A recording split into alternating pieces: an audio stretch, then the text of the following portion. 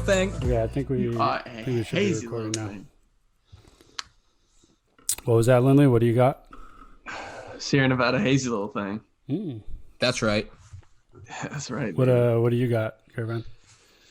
PBR hard coffee, limited edition. What's the percentage on that? 5%.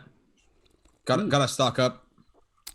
I got the Modern Times Hazy Mosaic IPA. Trying to get on Christian's good side or what, dude? I mean, yeah. Oh, you know that's good that we lit up off of that. You know how it is. Big fan of the Modern Times. All right. I think we're good. Driveline R&D podcast, Research and Drinks, episode 6. Coming to you And live from all from over. the same room. All from the same room, just different cameras. All from the same room, yeah. In order to solve the terrible video recording issues, we've decided a new approach, right? But actually, all from different states currently. I'm home in Seattle. Lindley's in Sacramento, California, and Brady is in Arizona. Yes, coming to you live from gorgeous Phoenix. Actually, when I flew into Phoenix, there's Best city on thunderstorms earth. everywhere. There's what? Definitely not best city on earth, but when I flew in yesterday or 2 days ago, it was just straight thunderstorms. It was just lightning everywhere. I'd never seen Arizona like it. Oh, really? That is bizarre. This is actually I think right now is the first time the sun's really come out, honestly. Yeah, it's actually pretty sunny over here. pretty How's it in it's Sacramento? Super stormy. Rainy, actually. Pouring rain the last couple days. Jeez. Yeah, we're all over. We are dispersed. Why is that? I don't know, dude. I think you love Phoenix. Did it say Phoenix is your ideal vacation? Figured you'd get a nice little vacation before the impending travel ban. Nope. I do not love Phoenix yet. Yet I am here. We're all. Yeah, I'm not on Team Forks Up with Lindley on that one. That's messed up. We are all over the place. Obviously, COVID-19 has had some created some extenuating circumstances. We've all been working remotely for what, 2 weeks now, right? Yeah. Quite so yeah, we Driveline took actions pretty early on. If you didn't need to be in gym, basically just said get out of gym, work remotely. Caravan's still in Seattle, Lindley in California. I'm in Arizona as kind of a backup plan. Obviously, there's a lot of baseball players down here in Arizona, college guys, MLB players as well down here. With their seasons being canceled, there's potential for us to maybe help out, set up some remote training facilities. We're basically just trying to do whatever we can for all these people affected by COVID-19. So Driveline's put out some stuff recently as a response. Should say today it's March 15th when we're recording this, Sunday, and we're our gym is staying open in Seattle, reduced capacity in there, just trying to stay in line with everything that the Washington Department of Health is saying. We're working remotely, obviously taking a lot of sanitization efforts, all of that, but really I think to address a lot of these things, because I mean me personally, I'm just torn apart. My heart hurts for a lot of players out there. I can't even imagine it, right? The season is literally just getting started, and then all of a sudden it was just Ivy League makes the announcement and the NBA goes, and then now it's just all of these things are following suit. It's really crazy, to think where we were last week compared to where we are now. I mean, yeah, it all came on so fast. Yeah, I mean, I know I empathize quite a bit with just a history of injuries and not being able to play, things being out of your control like that. But I just can't imagine a huge sweeping action like this.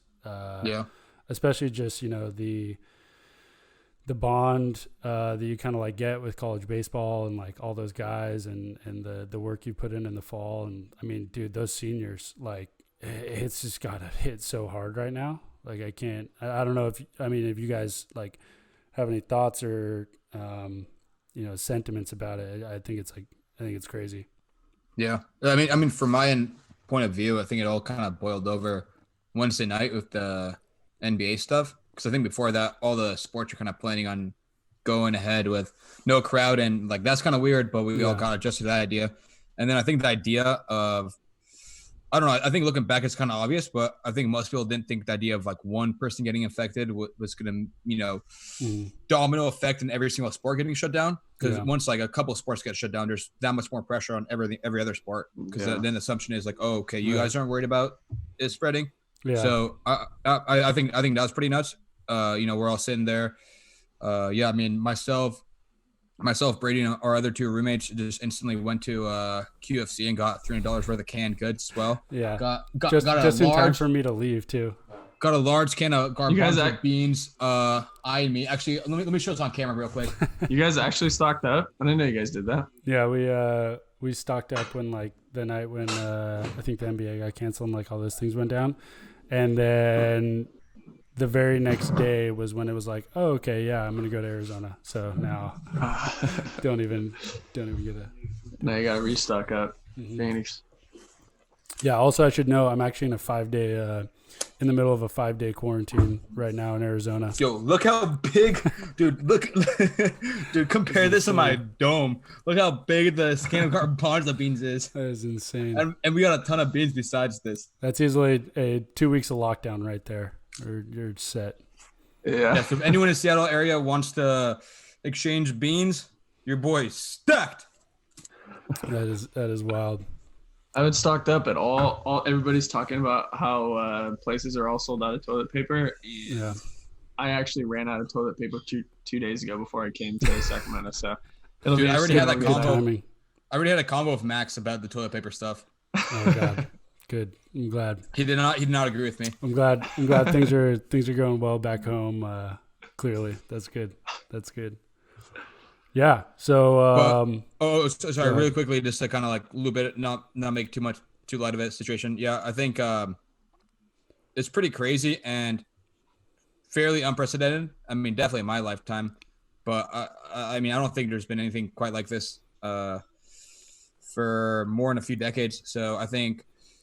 Yeah. More so even just like not just people personally suffering. I think it's just like a huge gap and the uncertainty, right? Like people are used to having the NBA on, the NHL on, getting ready for MLB. Like we're used to having sports be a release from our daily lives. So like, okay, whatever, had a shitty day at work, slammed with schoolwork, dealing with some personal stuff. But I mean, I'm a big NBA fan. I got some NBA games to throw on, like coronavirus might be impacting like my community, but hey, like, these guys are almost like superstars, right? Or like superheroes, right? I'm watching them on the screen.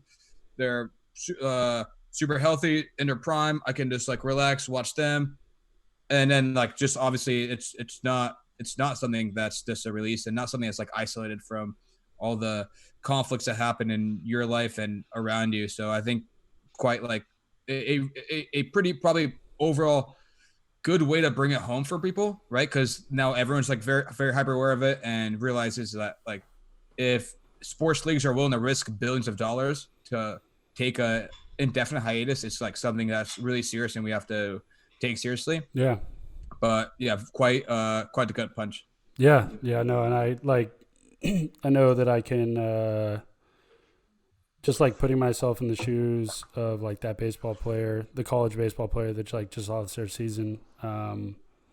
It's just crazy because you like associate and build up like so much of who you are as being like a college baseball player. This is my thing throughout the offseason, throughout like fall, winter, you've got like weights every single morning and practice and like putting yourself through hell to like finish homework on time. Still while doing this, all because like baseball is your priority, like school is your priority, but like you're there for when spring comes around and every weekend you've got 3 games and then a midweek on Tuesday and Wednesday. And now all of a sudden that's just like gone completely, everything leading up to that. It's just, it's crazy. It is so hard to comprehend and like, I've received like a lot of like calls and texts from people that are just like, they're worried. Like, it's like, what do we do? What's going on? And there's so much like uncertainty with what is going on that it's a crazy time. I guess it's nuts. It's nuts to think about. Definitely unprecedented. Yeah. And on that note, kind of like, what do you guys think, both from a coach and analyst point of view, that are things that obviously we're talking somewhat generally, but maybe routes of action that you think would be worth considering depending on the coach's situation, depending on the team situation, or what are like some personal words of advice you would offer in that context? Yeah. So I think, so tomorrow, actually on Monday, the 16th, Driveline's actually going to have we're going to have a more formal statement in response to a lot of things going on right now. And you should definitely check the corporate Twitter account, Driveline BB, for like news updates, things that we're doing. We've taken a couple initiatives like, making track free for athletes, allow them to train themselves, like Driveline programming, extending trial accounts for schools and stuff.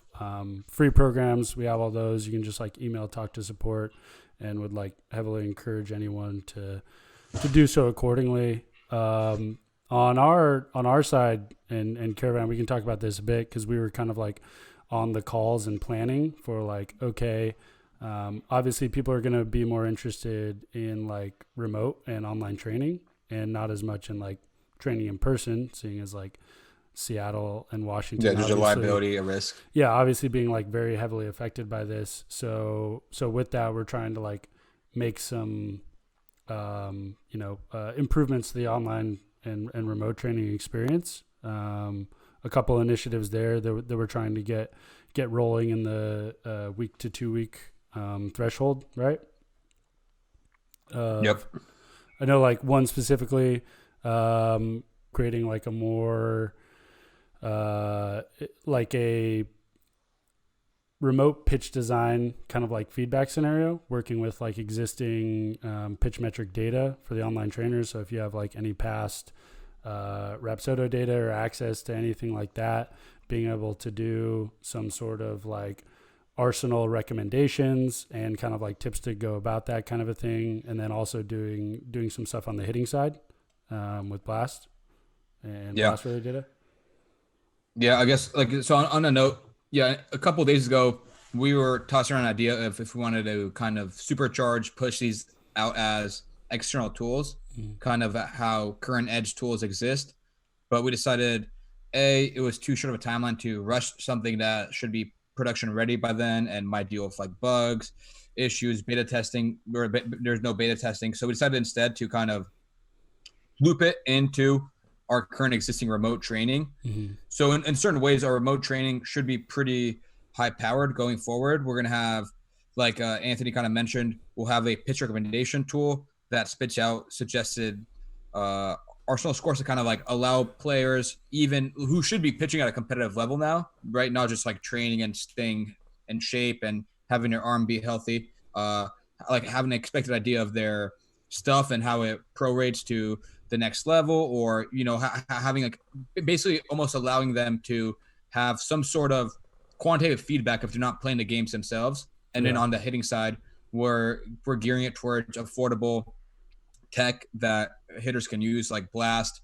We've tossed around an idea of like DK. That there's a couple more moving parts there, but having some sort of like Blast report, Blast feedback, like text feedback, and some potential like swing scores that we're working on. So this is all like pretty exciting stuff that we're looking to lock down and roll out in the next week or two. Mm-hmm. So people that do want to remote train won't just be, they'll be interacting with a remote trainer and going back and forth and getting programming, and then be able to kind of plug in their own numbers in these tools and then relying on the trainer to explain everything. So just like I said, we're not going to roll out like a super polished with the guide and everything tool, but instead we're going to give you reports and feedback that you can then communicate with your own trainer. So it's exciting that we are, and I think potentially it's not going to be something that sticks only to this situation. I think we like going forward, it'll spruce up and power up our remote training quite a bit. Yeah, it definitely. And that is also like another point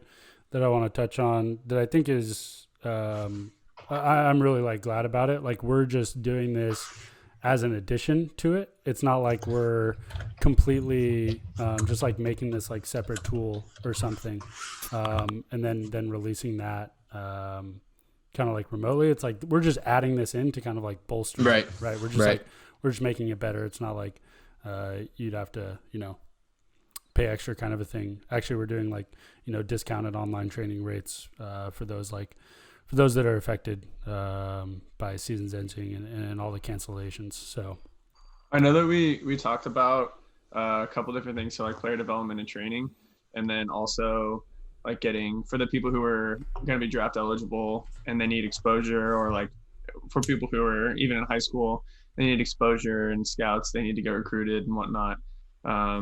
Are we still trying to attack that, or is most of the stuff we're doing going to be kind of based around training and just like making that remote experience as good as possible? To my knowledge, it's mainly just like the remote experience, the development experience. I think like we've thrown around the kind of like scouting side, but it gets a lot messier. And I also just don't think that's like necessarily where all of our current expertise is. I think we could like do good there, but would just feel like way more confident in the like development side of that model. I mean, evaluation is part of development, but I think it gets like messier if you go that route completely. Yeah. By the way, this hard coffee is actually pretty good. I don't know if I'm just really thirsty, but I've just been guzzling. Is it like does it give you a buzz too, or is it like caffeine? I'm not sure. Oh no, as I looked it up, as 30 milligrams of caffeine. So is it literally just like get a little bit sassy? Is it literally just like PBR with a little bit of coffee, or no? It's like Irish coffee. Okay, so like a Bailey's and okay. Yeah. I was thinking it'd just be like PBR, keeping up with the times, baby. A beer coffee. I was like, what the heck? That's crazy. Okay, so that's kind of like what Driveline's doing, what we're doing as part of it, all of those things. Is there anything else you guys wanted to hit on or talk about within there? As far as remote training goes, the whole like modus acquisition is going to be really big. Yeah. I think that using that just kind of falls into the same kind of category as the Blast. Portable tech to use remotely that we can use for feedback and use for like training recommendations and whatnot. So we're currently getting through a bunch of data, collecting it and analyzing it to try to give some very like actionable on top of the metrics that Modus already provides. We're trying to kind of tie that into what we do here at Driveline and our like biomechanics analysis. So if we can provide some more value there, I think that could be a really good thing for remote training on the development side to help guys stay on track and really like get better this spring. Yeah, I think like if anything, it just like these are all projects and like initiatives and things we kind of like had, and now the kind of just like window has shrunk on them, and we've just like bumped them all up the priority list because like those priorities and needs have kind of like shifted accordingly, and so now we can just hopefully provide more helpful like answers and solutions based on like what the people need, because like went from a lot of people being in season and like data and things being like readily available in a live fashion with like games and stuff to now there's no baseball. It's like it's like there was a short window of competition, and now, I mean, for the time being, everyone's in the off season again, right? Like we don't know when opening day is, so it's I think for a lot of people there is like a kind of like perspective shift that needs to happen accordingly, and it could be like treated as such, like on the player side. I think that's honestly the easiest perspective to look at it, is like as of right now for the foreseeable future, like the off season started again, and with the off season comes like a chance to develop and get better, because that's really all you can do right now. Obviously, like timetables and everything, you can like speculate, but in general, it's just like pretty uncertain. And so the only like proactive thing that you can do is just like get better while you can. And if you can like find a way to kind of like treat it as that off season, I guess that's the case. Because do you think this makes summer ball more competitive? Like if things blow over before the summer like starts, do you think summer ball is going to be affected a lot by like maybe more people trying to flood into these elite leagues or even non-elite leagues? Yeah, I think it definitely does. It gets really weird, right? Because you've also got to think about like draft and draft timing, and like where is anything, like are they going to move the draft? What's going to happen with that? Is a player just going to like come back, compete for like a couple weeks or a couple days or something, and then that's going to be used to like influence their draft stock? Like these are all things like just like have no idea what the answers to that like even are, and how that's going to kind of like impact that situation. But yeah, I could see there just being like a huge priority in summer ball competition. It's just kind of like whatever is the next like event or scenario where you see yourself competing, like that's your next opening day. And like right now there's nothing going on until then, so like the least you can do is like develop or do what you can, kind of a thing. And then yeah, from there it's tough with like the older guys. But I guess from the player perspective, that is like, that's how I would see it, is try to just like shift the perspective to it being the off season and preparing for your next season, whatever that is. From people who are like non-players, I guess like your team managers, your analysts, whoever that is. I mean, what would you guys say to them? Like, what are your thoughts on like, I guess, what this is doing right now, and like how you would kind of approach that, or how you could approach that? You're saying to coaches and analysts? More so like analysts, like team managers, people who like work with teams, analysts, anything like that. That like, yeah. Like, maybe I mean, people more like us, honestly.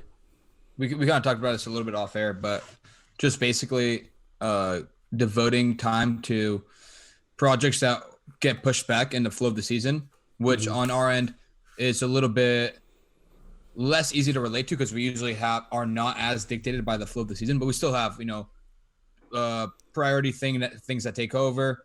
So things that I was kind of like tossing around and thinking about, people, anybody that reach out to me that I'd recommend would be things like validating certain tech where, for example, some teams have Rapsoda hitting, some teams have hit track, some teams just rely on hitting data from TrackMan. And a lot of times, like, it matters, like, not so much like what actually is the most valid, but what a team is already used to, because that's what's important. They're already used to it, and they don't have time to like get used to a different system because they're trying to win games, so they need the feedback right away. Yeah. So something that would be like helpful is run all three technologies. Do batting practice. Just have someone, take swings. Have someone else take swings. Collect data in like an empty stadium. Just focus on that. Focus on validation. Read like recent sabermetric pieces, applied research articles. Think about ideas you can test with like space and time and people that are free, rather than like be committed to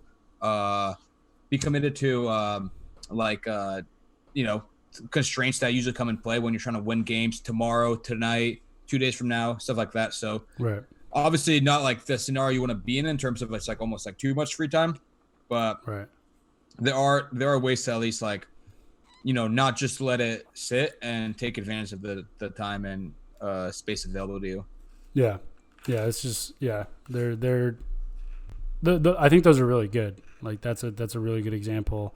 Even just like not even exact things like that, but just like having that mindset of just like, what can I do? What project can I like tackle or something that I haven't been able to tackle or like go at, I mean, I think on our end, it's like we've kind of we're seeing that and affected by it as well. Like we now have more time for like longer term projects, like less immediate needs. Right. I mean, I was gonna say in a certain way, like the projects we talked about here on like modus validation, like blast reports, pitch recommendation reports, like those are projects that we had, and it's from a workflow point of view, it's actually pretty interesting because basically they became way higher priorities. You know, at a certain point, some of them got pushed back in lieu of other stuff, but now all of a sudden they're like reprioritized. So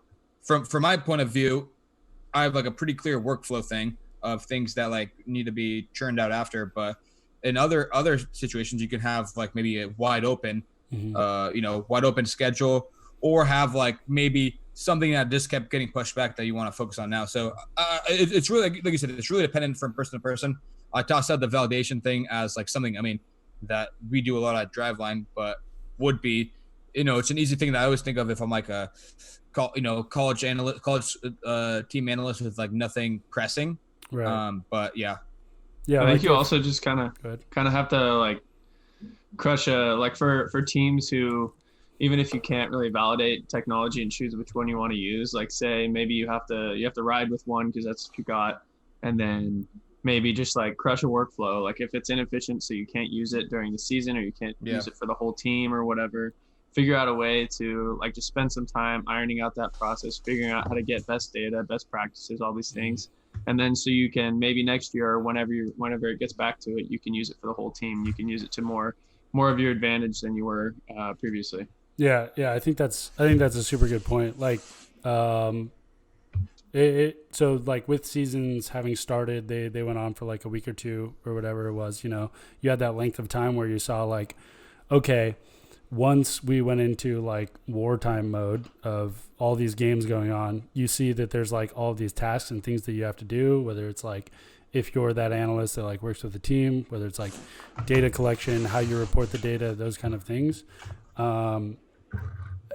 Like something you could do is just like take that process, identify anything that was inefficient about it, and kind of like tackle that, like try to turn it into an efficiency, right? Is there something that you did that was just like, man, I was dedicating like 20% of my labor hours to this thing, and if I just like was able to pour 2 weeks into it, and not have to do anything else, I could create a system where it's like automated, ready to go, to where like next year or when the seasons, if they start up again, then that thing's kind of ready, if you can just like turn this into an opportunity for like systems and things like that. I mean, it's doing whatever you can really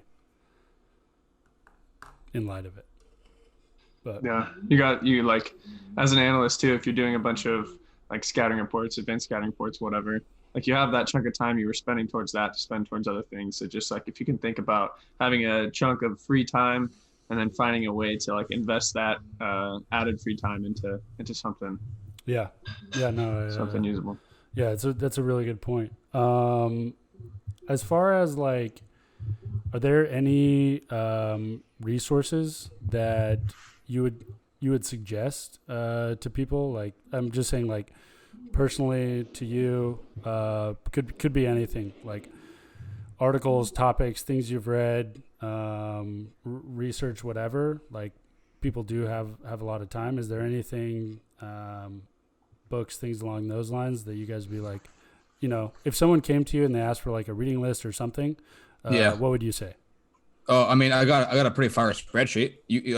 I mean, now I'm thinking about it. That might be worth like talking about even. Okay, I mean, how about you put it in Google Sheets, and I'll link it in the descriptions of these. Yeah, and at least one of the ones I'm thinking about is to credit him is also check Caravan's Twitter. Check Caravan's Twitter. He'll tweet these out later. But don't follow him. Unfollow him and follow me. Nope. not gonna work, bro. It only works when I say that at the end of my presentation. I got 0 followers from that dude. I thought it was gonna get me some followers, dude. Skolnicki unfollowed you. And O'Coin, dude. Ooh. Yeah, he told you? Yeah. He said he blocked you.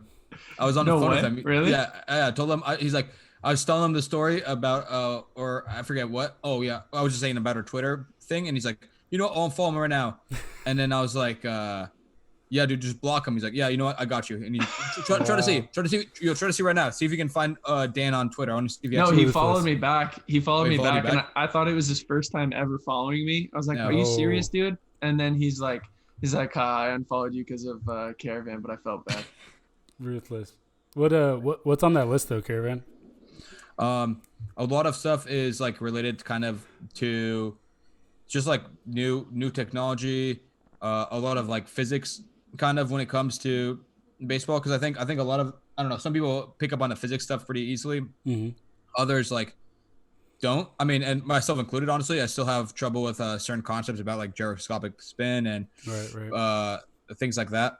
But essentially, I mean, yeah, like I said, I almost have like too many pieces to name drop, but the idea being just new ways of quantifying metrics that we didn't always use. You know, like now we're talking about spin direction, impact, like which balls out of which slots are more likely. Right. I would say like anything by like Glenn Healy, Alan Nathan, David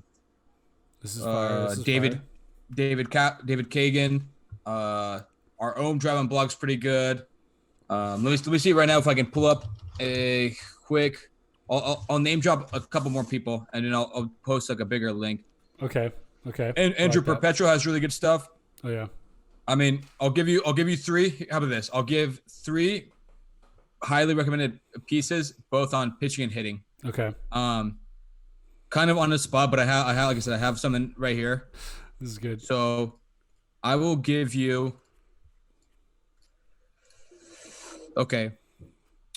Tom Tango. At what launch angle do batters maximize their exit velocity? Okay. That's a good piece on his own personal blog. That's number 1.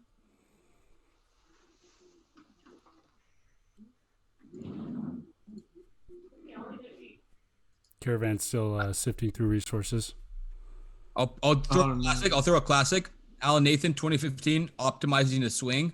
Goes into quite a lot of detail about the physics when it comes to ball back collision and. Oh yeah.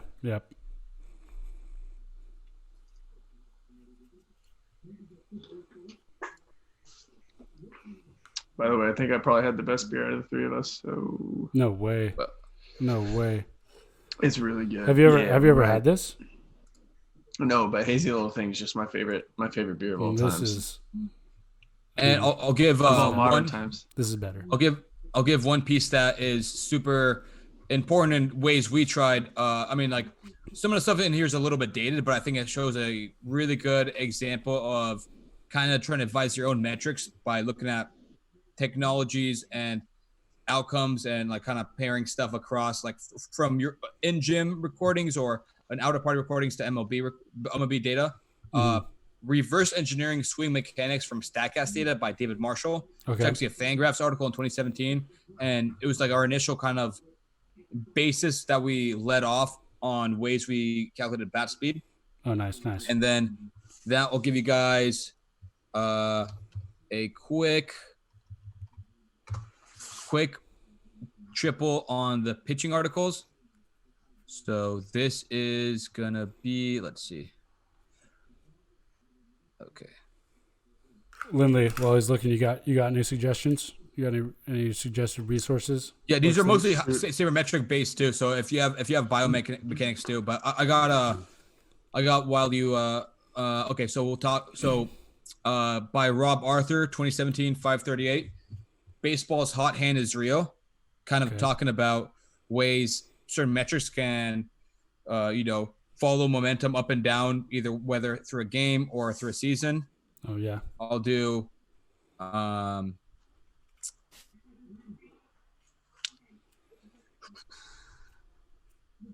the dynamic run value of throwing a strike instead of a ball by Dan Meyer, I think a Fangraphs piece. Okay. And it talks about like the run value matrix and kind of actually a little bit, but like broken up by count, like doing a lot of kind of interesting stuff. And like the value of, I mean, kind of like I said, the value of like throwing a strike rather than a ball in certain like counts and by certain years, which I think is important. Like people forget, like to account for the changing run environment, and something I talked about in my Sabre presentation if you tuned in. Yes. And that was going to be my reading resource. Caravan Sabre paper. And then the last one, and actually a overall good. Again, Dan put me on this, but I think a good website to check out for sabermetric and also very applied, like things people do in R, which is like a easy user-friendly language, is called Baseball with R. .wordpress.com. I think the title is like Exploring Baseball Data for R, and it's like really, it's like something that people aren't aware of besides like Fangraphs and 538, like past the common ones. Spin rate and swinging strike probabilities, and basically after trying to control for velo and pitch type, looking at the impact of spin rate on swinging strike probabilities. So like I said, I'll tweet out some of these. Feel free to look those up and definitely check out Exploring Baseball Data of R. Okay, yeah, that's fire. There you go. Friggin' handful of articles. We'll have more too. I think. Also in the meantime, any viewers out there, listeners as well, if you have any like questions, thoughts, issues, like with all this stuff going on, problems that you're facing, like feel free to tweet those at us. Anything related, like if there's a topic that you're like wish you had more info on, or like more resources and stuff, like feel free to ask us, and that could be like a good topic for kind of like future episodes that we're doing with these. Even though we're all in different places, still gonna keep with the weekly releases while we can. But other than that, I mean, that's about it for this episode. Lindley, down at sanitize come over for next episode. What? You down at sanitize and come over? Yeah. I'll wear my suit. Oh shit! My video camera just went off. I don't know. I think that's a sign saying that it's time to wrap it. All right, we out. Yeah. That'll be it. Stay safe out there. Yeah. Wash your hands. Yeah. We'll see you.